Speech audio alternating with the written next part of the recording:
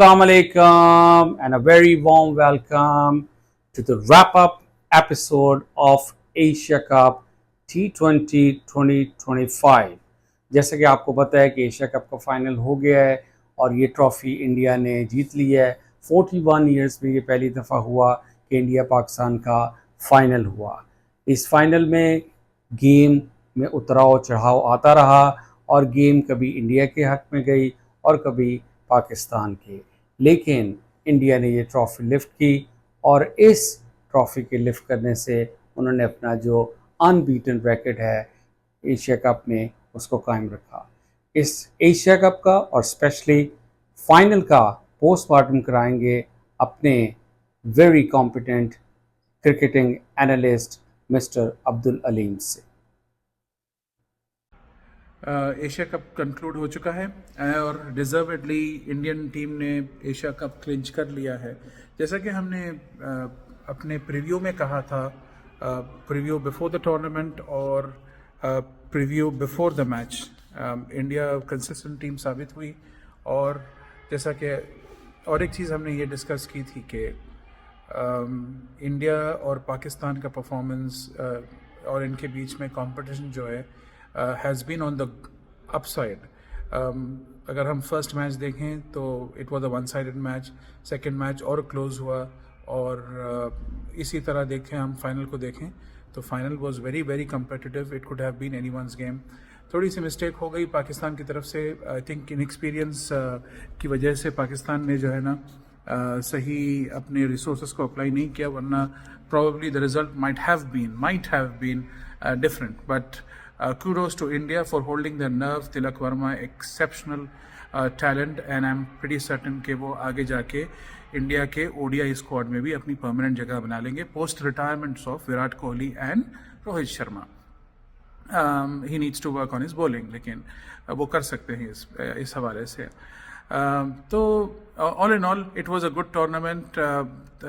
Teams जो है ना ग्रेजुअली इम्प्रूव किए हैं, लेकिन there still a lot of work to do, but all in all it was a great final. 41 years के बाद for the first time in Asia cup history India versus Pakistan final हुआ, and it was an appropriate final and a delight to all fans across the world. Mister Abdul Aleem, आपने बहुत अच्छा postmortem किया और अब हम बात करेंगे इस टूर्नामेंट में जो अंपायरिंग स्टैंडर्ड रहा है। बहुत सारे डिसीजंस ऐसे थे जिस पर मुख्तलिफ टीम्स जो हैं वो खुश नहीं थी, और उन डिसीजंस के अगेंस्ट इवन के जो हमारा DRS सिस्टम है उसको भी जब चेक किया गया तो वो डिसीजंस जो हैं वो अनफेवरेबल रहे। कुछ टीम्स के लिए डेफिनेटली फेवरेबल रहे, दूसरी टीम के लिए। तो इस पे भी आप कमेंट कीजिए कि ये कैसा स्टैंडर्ड रहा है, इसमें क्या इम्प्रूवमेंट के चांसेस हैं, कितना मार्जिन है इम्प्रूव करने का, और ताकि ओवरऑल जो एशिया कप की क्रेडिबिलिटी है उसको बेहतर बनाया जा सके। एक अहम एस्पेक्ट जो मैं हाईलाइट करना चाह रहा हूँ ये एशिया कप के हवाले से, वो ये है कि हमारे एशियन एम्पायर्स की जो एम्पायरिंग स्टैंडर्ड्स है उसमें काफ़ी इम्प्रूवमेंट की ज़रूरत है। जिस तरह हम टिपिकल एशियन मेंटालिटी जिसमें प्रेशर में सकम कर जाते हैं, तो उस हवाले से ये इम्पोर्टेंट है कि सारे एशियन मुल्क जो है ना अपने एम्पायर्स को अच्छी ट्रेनिंग वगैरह दें और इंटरनेशनल स्टैंडर्ड के लिए तैयार करें। इंटरनेशनल पैनल में हमारे बहुत कम एम्पायर्स हैं जो एशियन कंट्रीज से हैं। उसके लिए ये चाहिए कि एम्पायर की ट्रेनिंग और उनके परफॉर्मेंस का अच्छा ख्याल रखा जाए और डोमेस्टिक क्रिकेट में उसके स्टैंडर्ड्स पे काम किया जाए। तो ये एक बहुत अहम और इम्पॉर्टेंट चीज़ है जिसके ऊपर एफर्ट्स लगाना ज़रूरी है रेस्पेक्टिव क्रिकेट बोर्ड्स को, ताकि एम्पायरिंग स्टैंडर्ड्स और मैच रेफरी स्टैंडर्ड्स भी इम्प्रूव हों। Thank you very much. It was a nice, brief, precise, particular analysis by you, Mr. Abdul Aleem, regarding the umpiring standards. Now we talk about the way forward.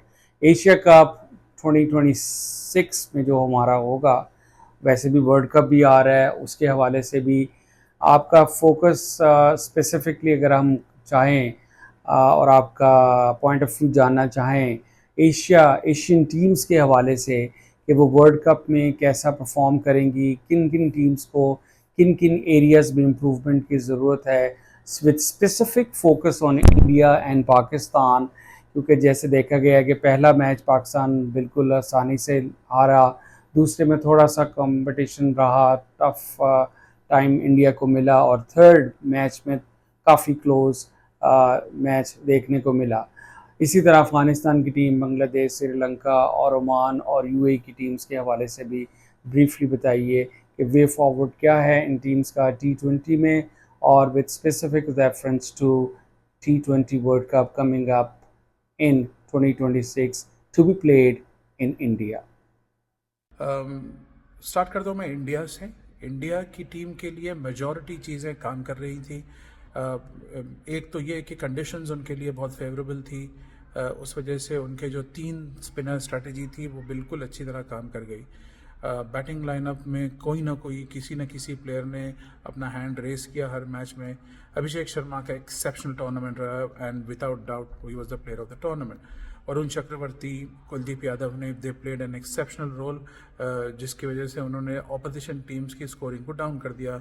And Bumrah was Bumrah with his perfect yorkers और line and length bowling. तो all in all India में कम weaknesses थी and that is why they were victorious. Pakistan की अगर बात कहें तो from the time they started the tournament, by the time they finished, तब से लेके एंड तक उनके टीम में ग्रेजुअल इम्प्रूवमेंट होते रहा।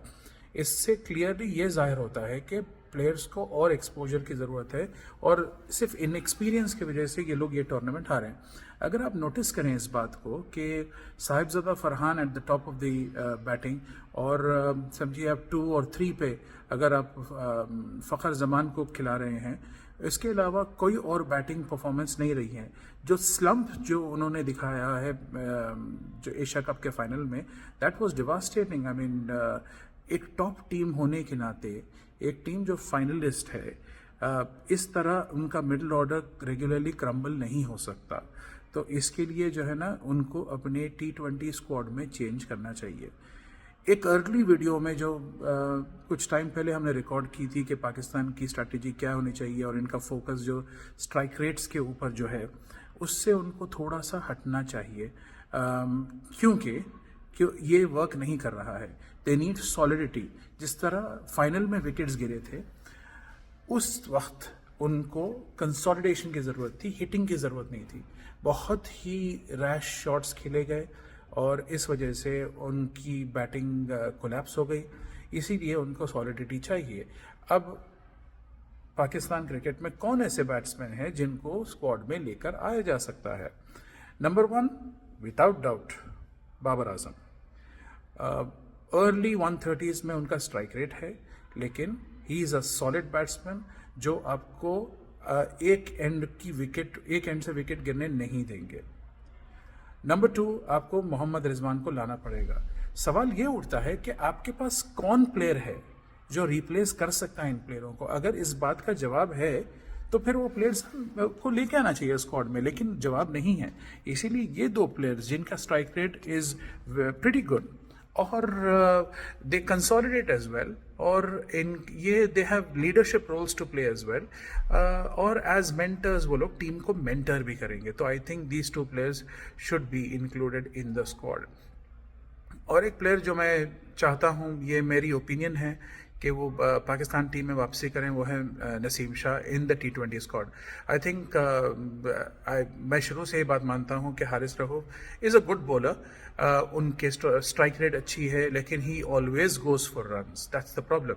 अगर कंडीशन सूटेबल नहीं रहेंगी तो he always goes for runs. तो इसीलिए I think Haris Rauf has been given ample opportunities. उनको हटाकर नसीम शाह को लाना चाहिए, और दूसरे बॉलर्स जैसे कि आप जमान खान है फॉर एग्जांपल, या मोहम्मद वसीम जो रेगुलरली स्क्वाड में रहते हैं, वो बैटिंग भी प्रोवाइड कर सकते हैं।